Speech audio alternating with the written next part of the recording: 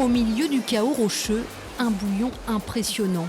Les niveaux de la rivière Hellé sont exceptionnellement hauts et les conditions musclées, comme seuls les mordus de compétition les aiment.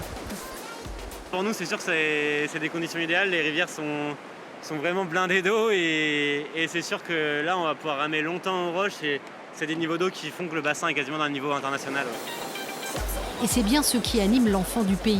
Accueillir aux Roches du Diable de grandes compétitions alors que la majeure partie des slaloms ont lieu dans des bassins artificiels.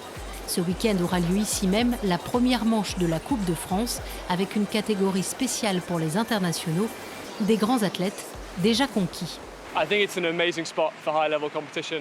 C'est un spot incroyable pour une compétition de haut niveau. J'aimerais vraiment qu'il y ait plus de courses comme ça. C'est l'origine de notre sport. Nous aimons tous pagayer sur les rivières. On n'a plus l'habitude de naviguer sur des rivières comme ça, donc moi je suis trop contente. J'ai commencé sur une rivière dans les Alpes naturelles aussi, donc ça fait du bien de voir qu'il y a des compétitions qui se tiennent encore sur ce genre de bassin. Des rendez-vous impossibles l'été, faute d'eau, mais en ce moment, la puissance du courant est optimale.